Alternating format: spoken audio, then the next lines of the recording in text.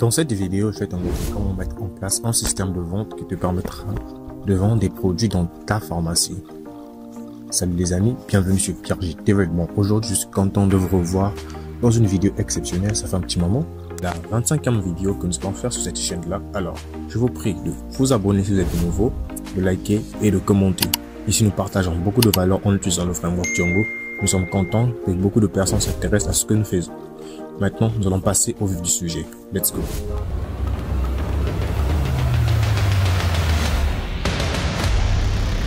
Nous allons aller dans notre éditeur de code et nous allons nous retrouver dans le fichier forms.py pour pouvoir effectuer notre travail.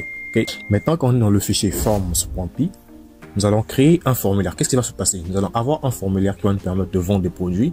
Donc, lorsque l'utilisateur cliquera sur un produit, il va tomber sur un formulaire. Il va sélectionner, il va mettre le nom du produit qu'il veut vendre et la quantité qu'il veut. Ensuite, il pourra effectuer la vente et recevoir une facture de sa vente. Ceux qui ont suivi la vidéo de présentation, je vous mettrai le lien quelque part là pour le voir de ce qu'on va réaliser. Mais là, la version est un peu plus modifiée et un peu plus améliorée pour que ça soit plus professionnel. Alors, on est parti. La première chose à faire, on va aller dans le fichier et on va créer un formulaire. On est parti. Je vais mettre un commentaire, je vais mettre classe. Donc, disons formulaire.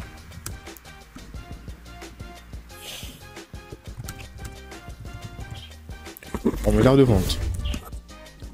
Et les formulaires, on a déjà vu ça dans des vidéos qui sont passées. Alors les amis, je vais aller un peu vite. Je vais aller vite parce qu'on a déjà vu les formulaires. Ok? Forme. Pour modèle forme. Je vais aller en accéléré. Je vais préciser le champ que j'aurai besoin, c'est la quantité. Forms. Forms.integer field. À l'intérieur, je vais juste mettre un help test. Je vais entrer la quantité.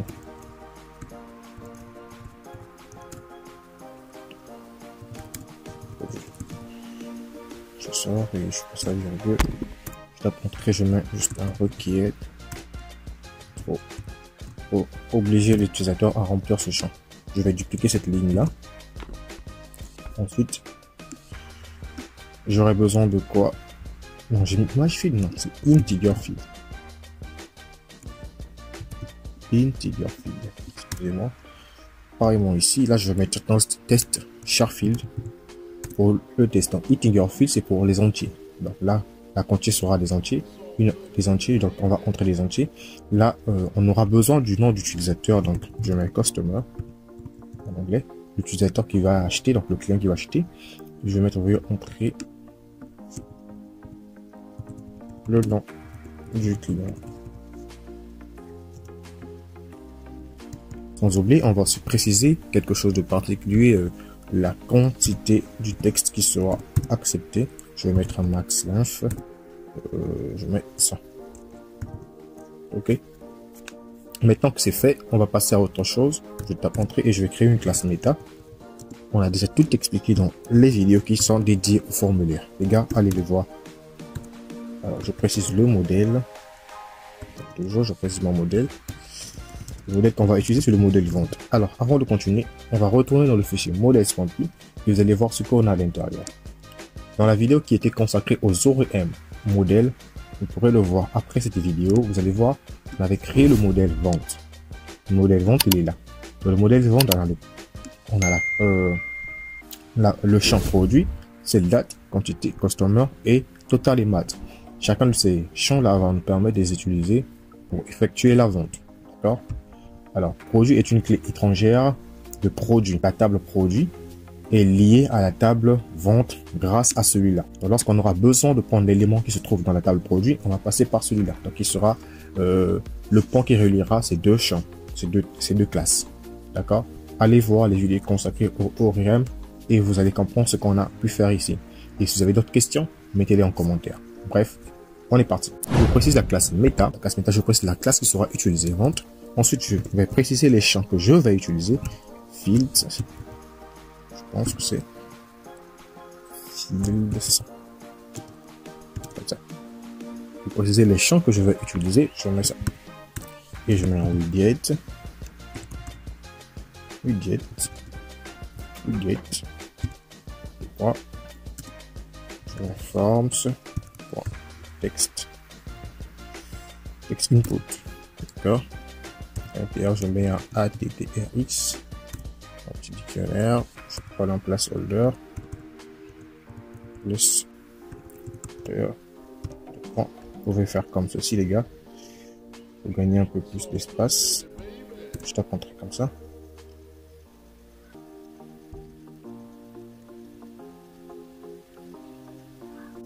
Je tape entrer comme ça et je viens faire comme ceci.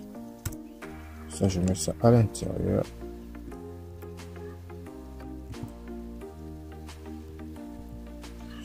Cette parenthèse là se ferme en bas. Je fais ça ici. D'accord.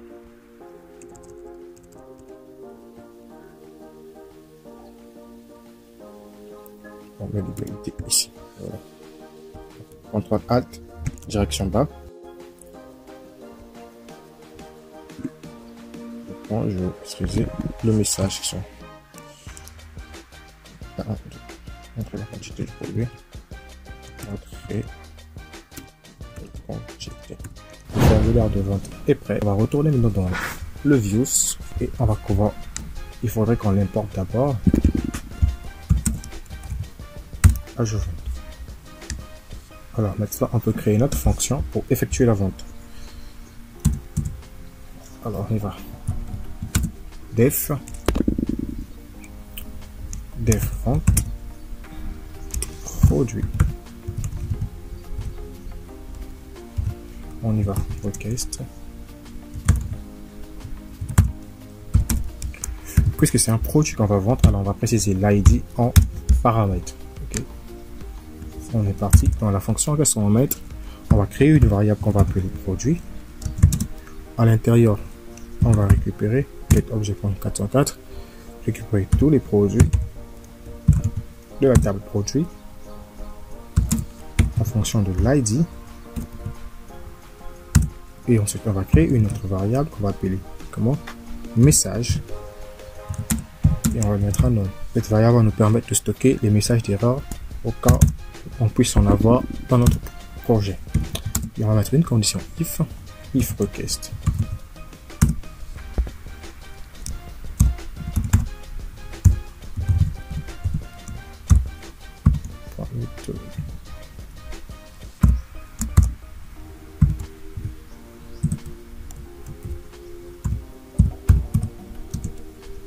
Égal poste.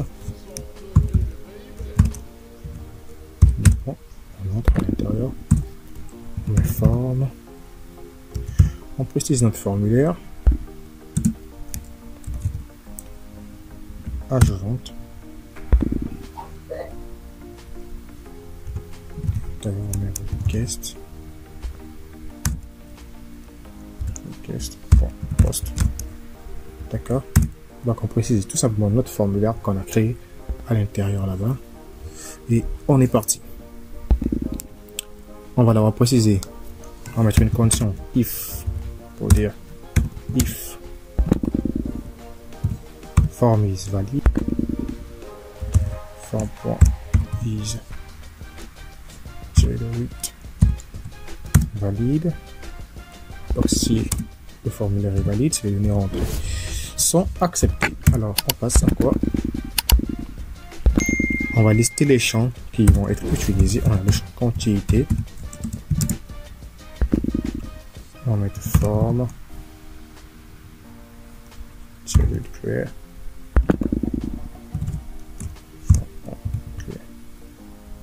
Create data.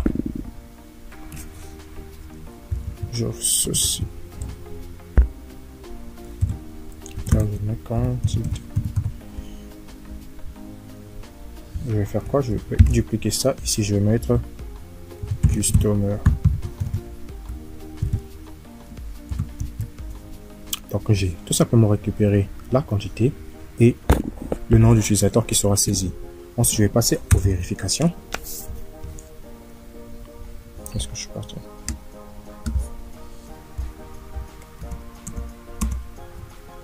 Je passe aux vérifications. Je vais mettre if quantité supérieure produit.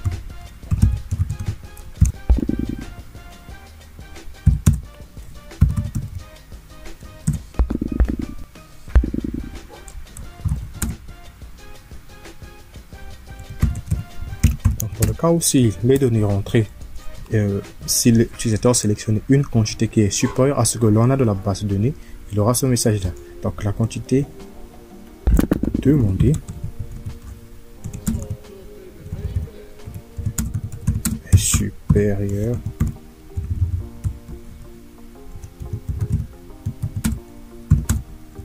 à votre stock. Okay. Donc là c'est juste pour protéger l'application. Dans le cas où l'utilisateur essaie de mettre une quantité qui est supérieure à ce que l'on a, ça va s'arrêter avec ce message d'erreur. Et dans le cas où c'est pas le cas, on met un else, deux points, on met customer,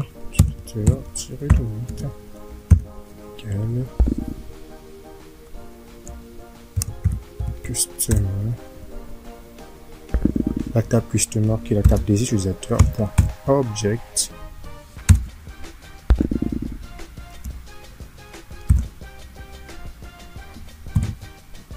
point get,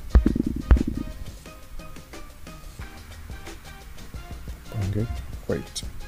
Nous voilà pour concrète à l'intérieur de la parenthèse. Je mets name.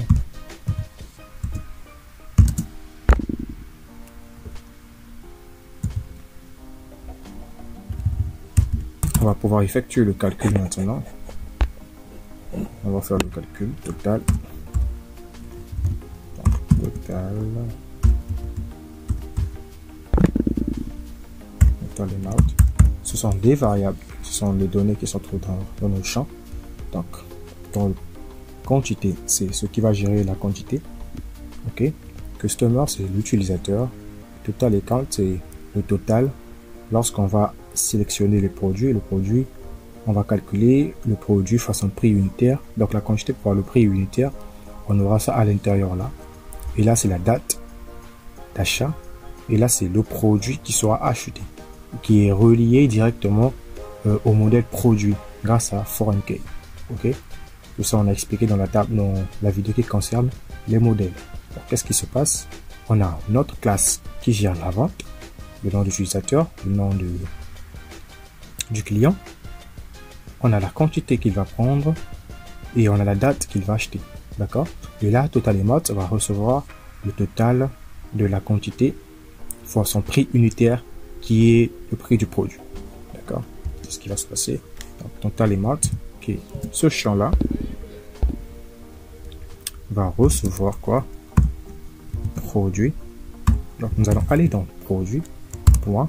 Price, ça c'est la programmation d'objet. Dans la table excusez-moi, dans la table produit, comme vous allez voir ici, on a le champ price. Le champ price qui nous permet de saisir les prix unitaires. Ok. Donc quand on fait produit.price, donc on va dans la table produit pour récupérer le price, puisque notre variable produit, on l'a créé ici. Ici, c'est celui qui est lié à la table produit. Et il est aussi la clé étrangère. J'espère que vous comprenez ce que je dis. Il est aussi la clé étrangère ici. Donc, ce qui lie produit, qui lie la table vente à la table produit, c'est cette variable produit qui est là. D'accord? Donc, lorsqu'on aura besoin d'utiliser un élément qui est dans la table produit, on va tout simplement mettre produit point le nom de cet élément là. Dans ce cas là, on a besoin d'utiliser le price, donc on met produit point price. J'espère que vous comprenez pour ne pas trop rentrer dans les détails particuliers de Python. Donc, produit.price, je mets ici. On va multiplier le prix unitaire fois la quantité demandée. D'accord? Là, on aura le total. Et dès que c'est fait, on va enregistrer tout ça. On va enregistrer la vente dans la table vente. Qu'est-ce que j'ai fait?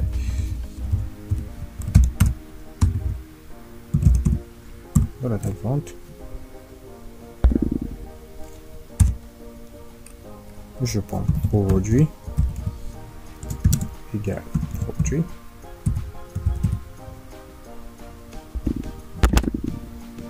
virgule quantité égale quantité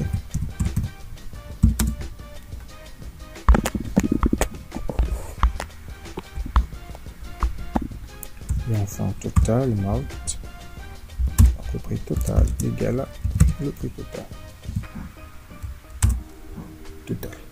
D'accord. Et on prend l'utilisateur customer égale customer.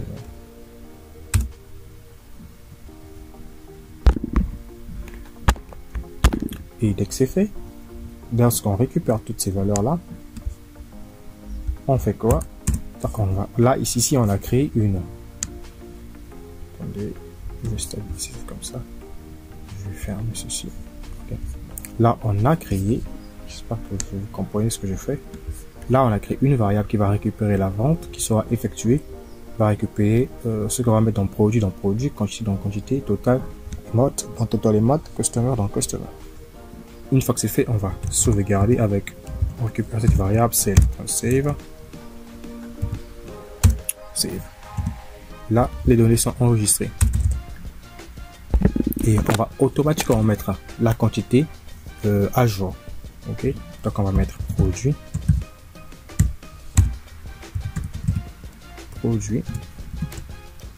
en quantité.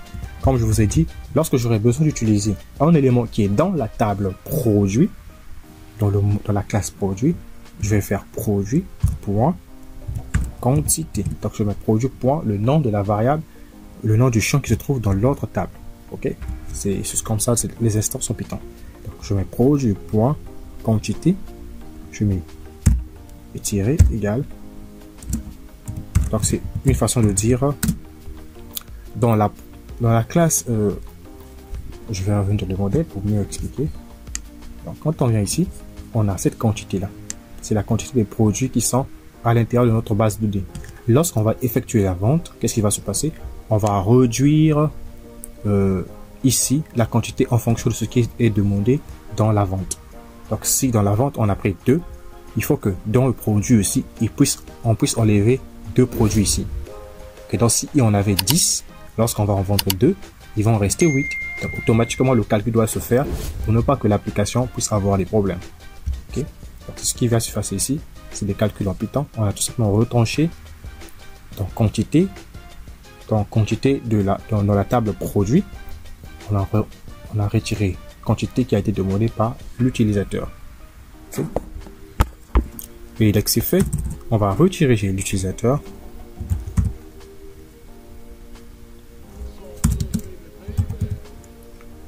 On va rediriger l'utilisateur vers une autre page qui sera la page des factures. Donc, ceci est l'URL nommé. On va le créer tout de suite, ne vous inquiétez pas. Et on va envoyer celle ID égale celle ID. Donc l'ID de la vente. On va envoyer l'ID de la vente aussi. Ici, celle.id. Ok. Donc, dès que c'est fait, on va sortir de ceci dans sa limite et on vient mettre else ici. Dans tous les cas que on va juste afficher le formulaire.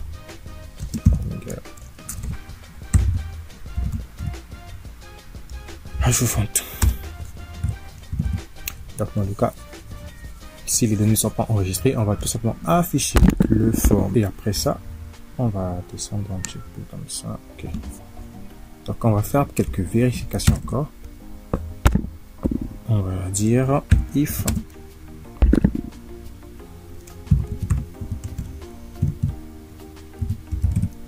vous verrez l'importance de tout ce que je suis en train de faire là. Vous verrez l'importance. Parce que si l'utilisateur ne fait pas attention, il risque de faire bugger l'application. Donc c'est à vous en tant que développeur de préparer le terrain pour vos utilisateurs. On va dire ici la quantité qui est dans la base de données est inférieure ou égale à 5. Alors, end note.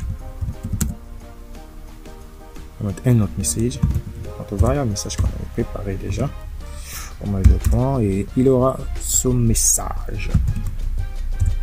Ce message pour le dire. Attention.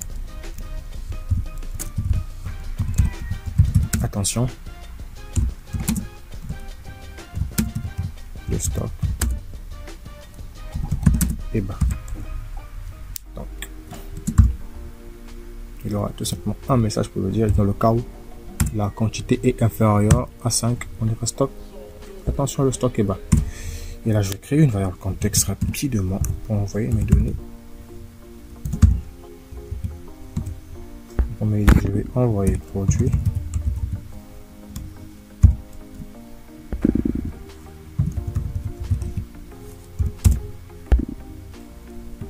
Et envoyer ma forme.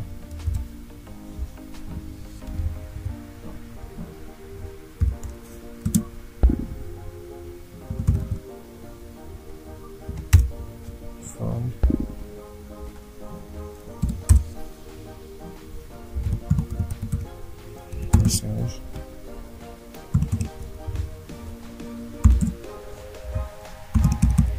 Là, on envoie le message au niveau du template et dès que c'est fait, alors là, on va mettre maintenant le retourne au vendeur pour afficher la page du formulaire. Là, on met request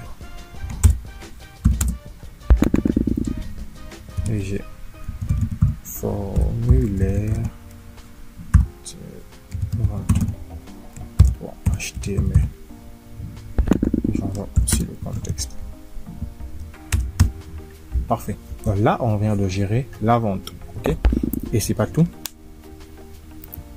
On va maintenant créer le template pour celui-là. On va créer son template. Je viens dans template. Je crée un nouveau fichier. Je mets le nom ici. Pour ne pas souffrir, alors on va aller dans ajout vente. Je vais tout simplement prendre le code du formulaire d'ajout. Vous l'avez en description. Je vais le coller ici et je vais enlever ce qui ne m'intéresse pas. Pas cautionné. Ceci ne m'intéresse pas. Ça disparaît. Ceci ne m'intéresse pas.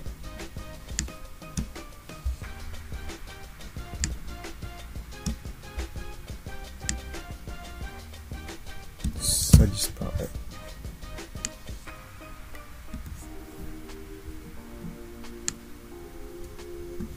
Ça disparaît. Okay. La quantité, j'ai besoin de la quantité. Et j'ai besoin de la quantité. Ça. J'ai besoin de la quantité et j'ai besoin du nom d'utilisateur. Donc là, je vais mettre customer et le reste ça peut partir, c'est pas important pour moi. Ok,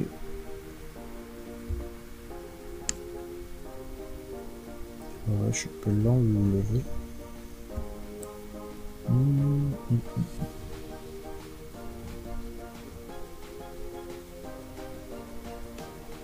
Ok, ça enlève là-bas pour voir.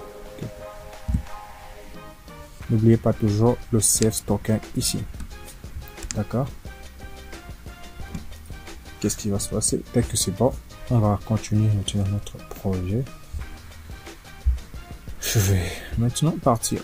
Je repars toujours dans le views.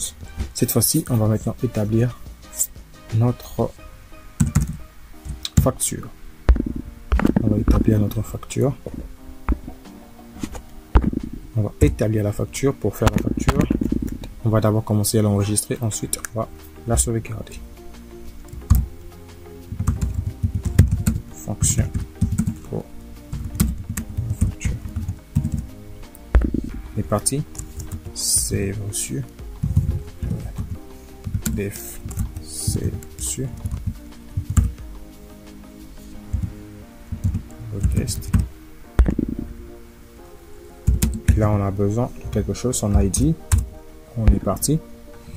On crée une variable vente. À l'intérieur, on met un get.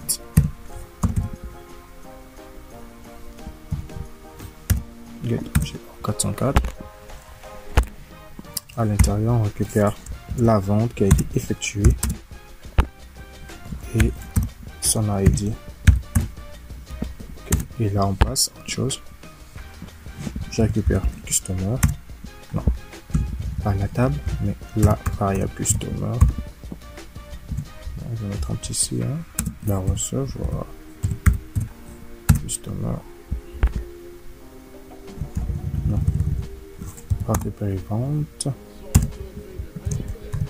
Vente. Non. Customer. Maintenant customer.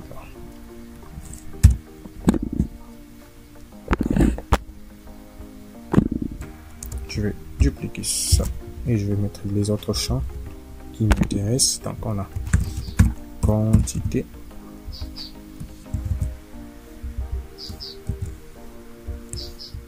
on récupère quantité, on récupère le total,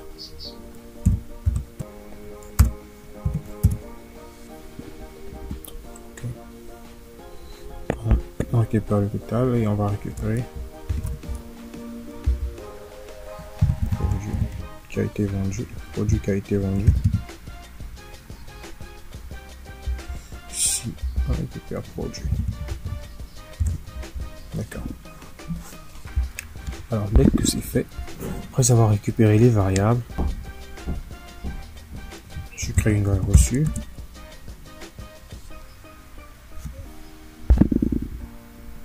Reçu qui va recevoir facture client, la table facture client. Ici, vous allez voir facture client, celui-là. C'est cette table là qu'on va utiliser maintenant. Ok, donc une fois que la vente est effectuée, les reçus vont être sauvegardés dans la classe facture client. J'espère que c'est compréhensible. J'ouvre et à l'intérieur je mets customer égal customer, je mets quantité égale quantité, ensuite je mets total amount,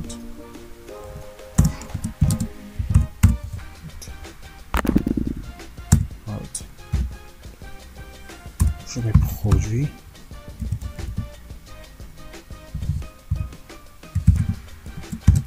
égale produit.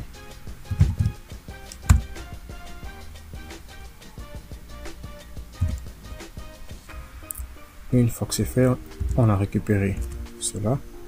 On va save le reçu. Donc, la variable reçue qu'on a créée là. On va mettre .save. Parfait. Donc, une fois que le reçu est sauvegardé, on va rediriger. Retourne. Redirect.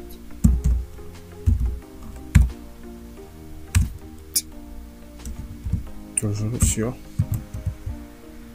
facture, mettre celle,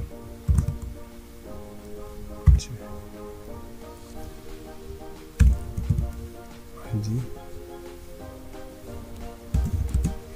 ID. Là on vient de sauvegarder le reçu. On va maintenant sauvegarder la facture. Donc suivez exactement les étapes que je suis en train de faire. Vous allez voir le résultat tout simplement à la fin. Donc, on va mettre une troisième fonction, facture, pour la facture. Là c'était pour le reçu.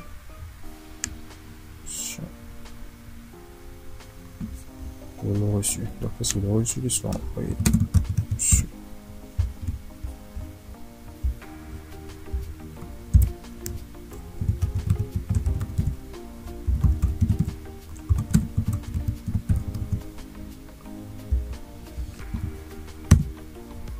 Même principe. Notre principe repose sur quelque chose, l'avant un seul produit. Alors, on met cell .id. C'est ce cell ID qu'on a récupéré ici. Ok. D'accord. Et je m'en vais taper du code. Je commence à créer une variable cell. Il va recevoir un get produit 404. La vente. Ensuite, l'ID. L'ID égale à cell ID. Suivez-moi étape par étape. Customer.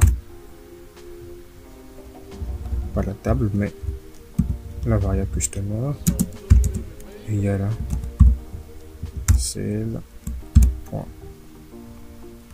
customer. Alors c'est quasiment le même principe qu'on va faire. Là on va mettre produit.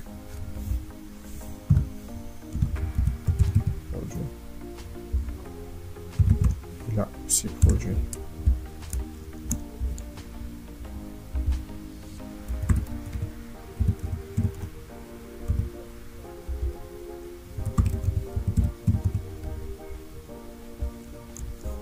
Donc là, on va la quantité. C'est facile. Après la quantité, on a besoin de quoi? On a besoin de la date. La date d'achat. C'est date. Et il y a quoi?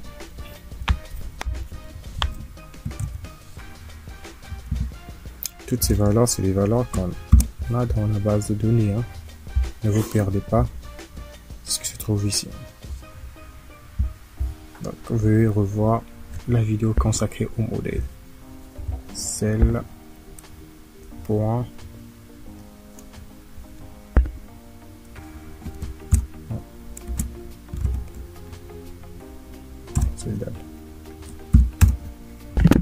après ça, on récupère le mount.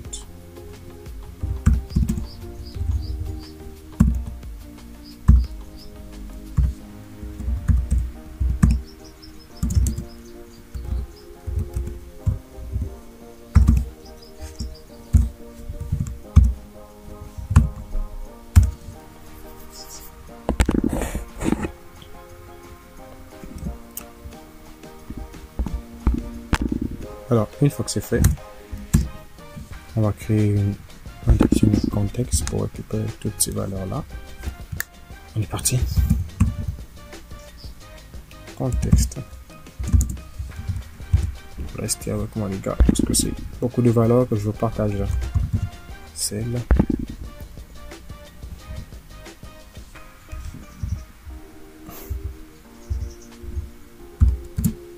Donc celle, c'est la vente en fait. C'est la vente. Vous ne voulez pas vous perdre. Ensuite, on récupère le customer.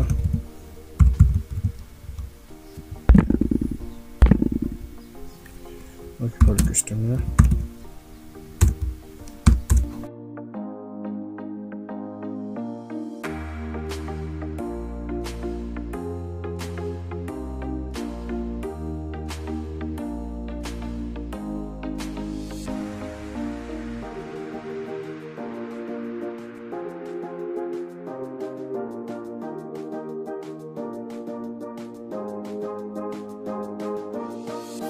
Je viens tout simplement de récupérer les variables contexte dans ce que je vais utiliser dans mon template pour afficher la facture.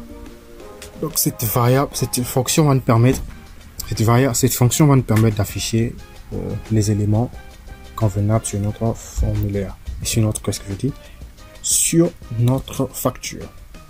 Vous allez voir ça tout de suite là. Donc, étape par étape, nous sommes en train d'avancer.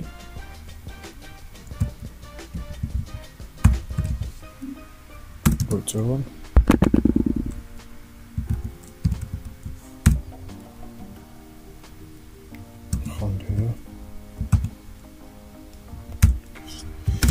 On va mettre le template facture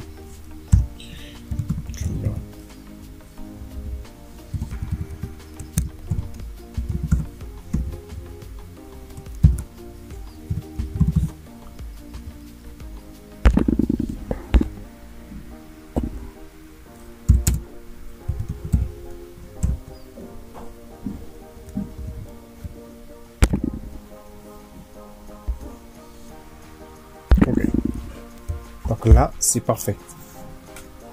J'espère que vous avez compris le principe. C'est très simple. On a la première fonction qui nous permet de gérer la vente. C'est celle-là. On a mis tout plein de conditions pour protéger la vente.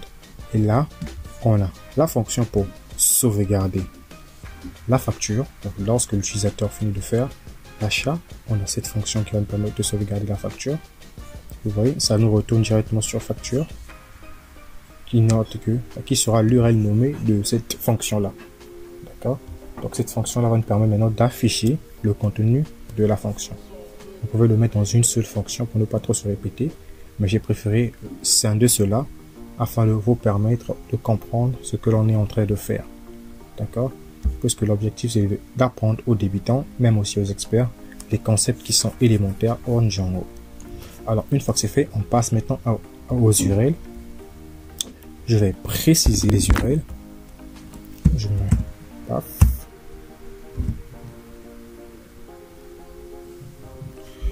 Je commence par mettre la journée.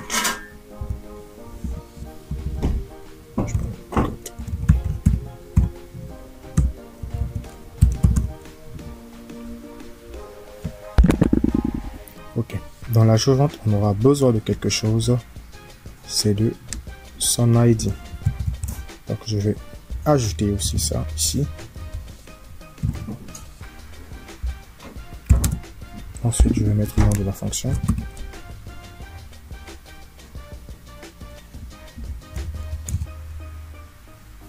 Page vente.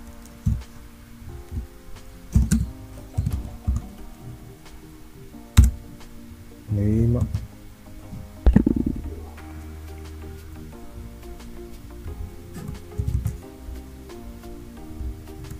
Page vente.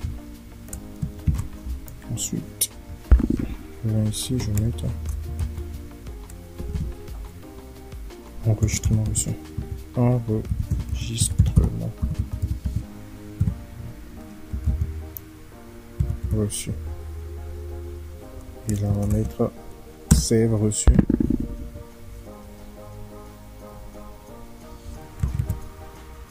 Je mets ici save reçu. C'est pas trop petit là. Je duplique. Ici, je vais mettre quoi?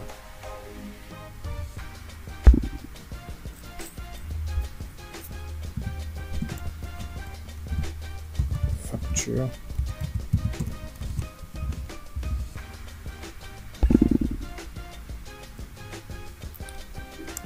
Et là aussi, je vais mettre facture. Donc, souvenez-vous, ce facture-là, c'est ce qu'on a eu à ajouter ici.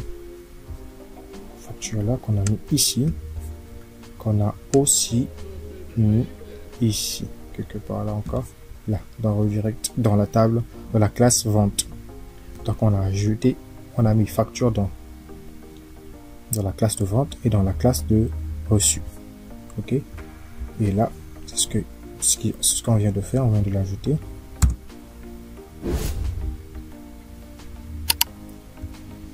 Là, je suis relié à la fin. Ok. Donc, c'est ce facture qu'on a mis dans là-bas, on l'URL nommé. Donc, une fois que c'est fait, on passe à autre chose. Alors, je vais vous mettre en description un template de facture. Un template de facture, je vais vous le mettre en description. Vous pourrez le télécharger et vous pouvez l'utiliser afin d'avoir la même base que moi. D'accord? Alors, je vais vous montrer à quoi ça ressemble. Voici à peu près à quoi le template ressemble. Je l'ai légèrement modifié, je l'ai préparé afin que vous puissiez l'utiliser convenablement dans votre projet. Alors, vous aurez le lien en description qui vous permettra de le télécharger gratuitement. Ok? Alors, de mon côté, je vais le mettre en place. On est presque prêt.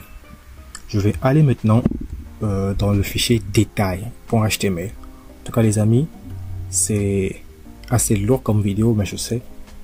Allez étape par étape. Je vais vous mettre un récapitulatif en description des étapes que vous devrez voir dans cette vidéo-là. Je viens maintenant dans le fichier détail. Donc là-haut, on affiche les détails du produit. C'est quoi le principe? On aura une liste de produits et lorsque l'utilisateur cliquera sur un produit, par exemple, pour voir ses détails, il y aura un bouton pour la vendre. Ok? C'est ce qu'on va ajouter maintenant ici pour pouvoir vendre. Alors, je vais d'abord aller dans le fichier header je vais copier quelque chose dans le fichier header. Donc dans le fichier header, vous allez voir le bouton qui nous permettait d'ajouter des produits. Ceci. Alors je vais prendre ce design là, je vais copier pour aller un peu plus vite. Je viens ici, après ça, je tape entrée pour lui mettre de l'espace et je vais coller ça. Bon, avant de coller, je vais d'abord, je vais passer en Django template et je vais mettre une condition, une série de conditions if. Je mets if condition, d'accord. Et à l'intérieur là, je mets ce que j'ai collé là. Alors la condition sera quoi? Je dis si n point quantité égale 0. Donc je dis si la quantité qui se trouve dans notre base de données est égale à 0, on va afficher ce message là. On va afficher un message ici pour dire à l'utilisateur que le stock est bas et qu'il ne peut pas vendre le produit. Donc on va lui demander ajouter le produit, ajouter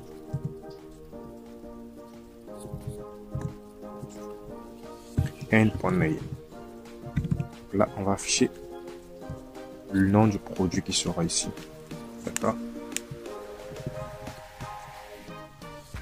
Et ici je vais dupliquer cette ligne là. Au lieu de else, je vais mettre elif, sinon si. À l'intérieur là, je vais mettre aussi une autre condition. Et à l'intérieur d'ici, je vais mettre encore la même condition. Je vais mettre en partie dans les URL pour pouvoir changer, voir les URL que je peux utiliser. Ajout vente, je vais prendre ajout vente. Et ici, c'est pas la bonne fonction. La fonction qu'on doit utiliser, c'est vente produit. Excusez-moi, c'est la fonction vente produit. Donc je prends l'URL nommé de vente produit. Je viens dans le détail. Ici, je vais mettre à vente. Là, je mets aussi vente. Je vais ajouter n.id. Et pareillement ici, n.id. D'accord. Et là, je vais dire vendre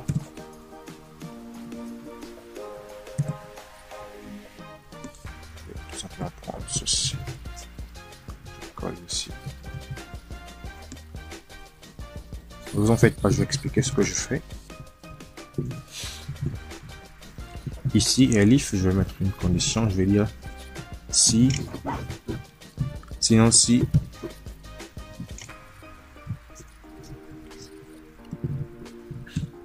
je vais dire sinon si la quantité, donc n.quantité est inférieur ou égal à 5, alors on va afficher ce bouton là. Je reprends HTML rapidement. Voilà, je vais expliquer. Je mets si la quantité qui se trouve dans la base de données est égale à 0, alors on va afficher un message ici. On met un H3 ici. Produit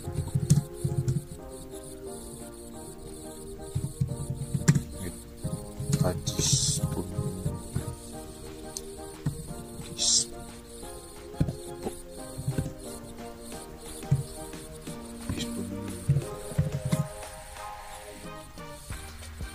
Je vais mettre un style ici.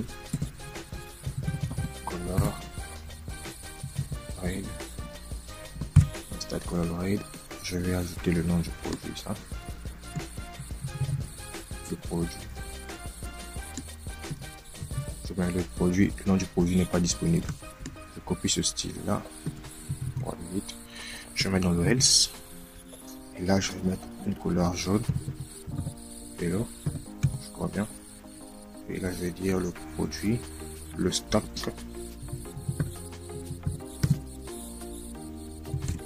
Du produit. Et là. Ensuite, je viens là. Et là, je vais mettre une couleur verte. Oui.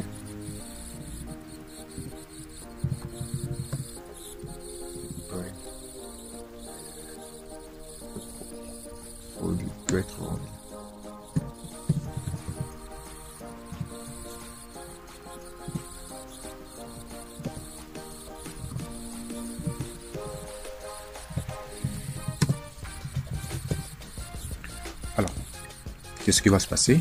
Si la quantité est égale à 0, on a le bouton ajout qui va apparaître et le message peut dire que le produit n'est pas disponible. Pareillement, si le produit est inférieur à 5, inférieur ou égal à 5, on dit le produit est bas, mais vous pouvez quand même vendre. On peut vendre. Et si dans le cas où le produit est supérieur à 5, on va afficher le message, le produit peut être vendu. Et avec un message, vendre le nom du produit. Nous allons tester notre application. On se retrouve sur le navigateur et on va sur produit. Alors, on va cliquer sur le premier produit, là où la quantité est supérieure. Vous voyez un message qui dit le produit PRJ peut être vendu. On clique sur vendre. Et là, on peut mettre le nom du client.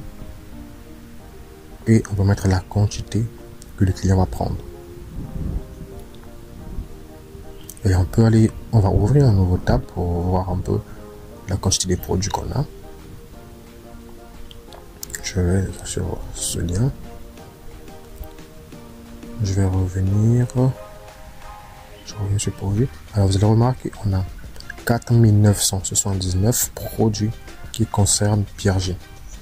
Ok, donc c'est ce qu'on va faire. Donc on va retourner, on va mettre une quantité de 9 et on va effectuer la vente. Automatiquement on tombe sur la page de reçu. Le reçu qui est là, le prix unitaire qui est de 5000.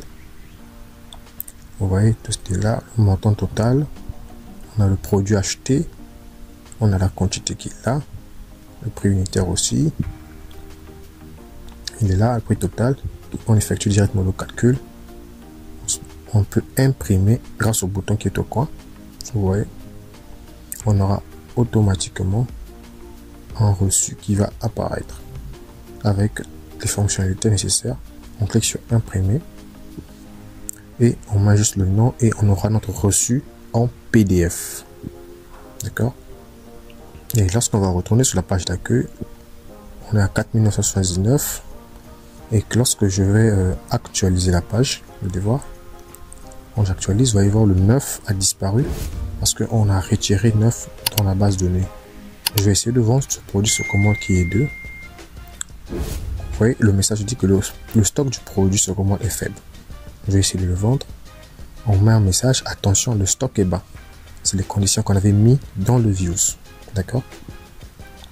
Je vais mettre le nom du client. Ensuite, je vais mettre une quantité de 3. On dit la quantité demandée dépasse le stock disponible. Donc, il nous en restait que 2. Vous avez vu là-bas.